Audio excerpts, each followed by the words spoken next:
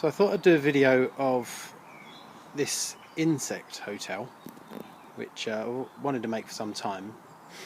Finally got around to doing it. This is going to be hopefully beneficial to solitary bees and maybe bumblebees, but lacewings,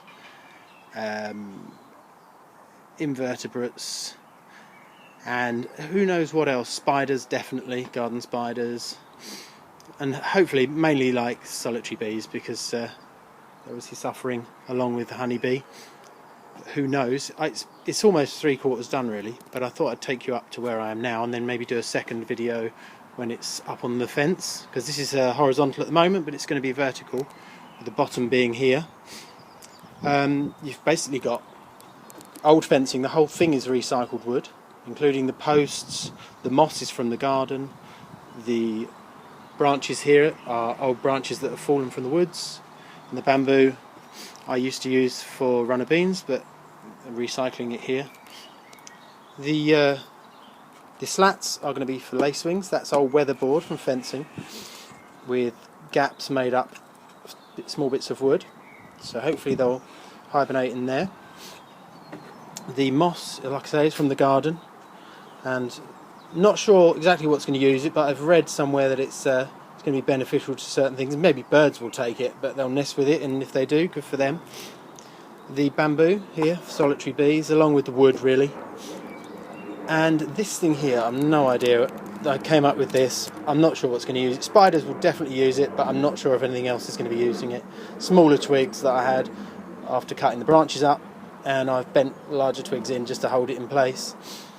Not sure what I'm going to put in the other two sections yet, but the outside will be drilled, 3 different sizes of hole, again for solitary bees, and then it will be put on the fence, and I'll have a cap on the top with some felt to stop it getting too wet. I don't have a great deal of luck with solitary bee, or in this case bumblebee enclosures. This is one I made. Well, actually I've got 5 of these, which I've just taken out of the ground because I'm going to relocate them. But if you do want a design for good bumblebee enclosures, basically a pot with a mesh cage at the bottom with a notch cut out and some moss on it. That fits in there. I was using copper pipe because hoping it would stop the slugs going in, but as soon as I didn't have any slugs or bees, they definitely need relocating. But when I put them in the ground, which is going to be much better than this gravel, which is what they were in, I will use a bit of plastic pipe and bend it underneath and then out of the ground, with a hole in the bottom for drainage for when the water rains into the end of the pipe. On the top, I drilled a hole inside. Actually, these come with a hole anyway, and got a small pot here, tiny little pot. Cut the lip off, cut them in half. Wasted half of the ones I cut, but eventually I got the knack of doing that. Glued them in place along with a mesh here, so it vents it inside, and the rain can rain on there and then come out of a notch which I cut here. And going off the subject a bit, but that's ones I tried last year, which weren't very successful. This year, I've tried one in here. Got a removable flap here. Hopefully they will land on the hole.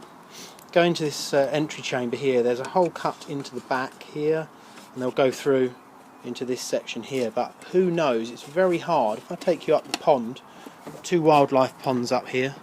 All this wood was from Southern Fencing, who kindly gave me wood they usually incinerate, but it's going to waste, so why not use it? If I take you up to the ponds, I'll show you the other things I have for solitary bees, which do work, which are these fence posts with holes cut in. You can see the solitary bees, they go in and lay their larvae, or whatever they do, and then they seal the entrance with leaf cut precisely to the entry. You can see these are last year's where they've come out, but there's these 2 here are this year's. I've got a few of those on the fence, and they're awesome. They do work. That is a bumblebee nest, and I've got mice in it. Like I say, really hard to get them to go anywhere near it, but here's hoping. I do have a lot of bees here. The whole garden is designed to attract insects. I've got a wildflower garden here which is on its way. It's been an awful year so far, but hopefully that will come up. So that concludes this video. Hopefully on the next one I'll have all the holes drilled and I'll be putting it on the fence, and I'll show you it completed.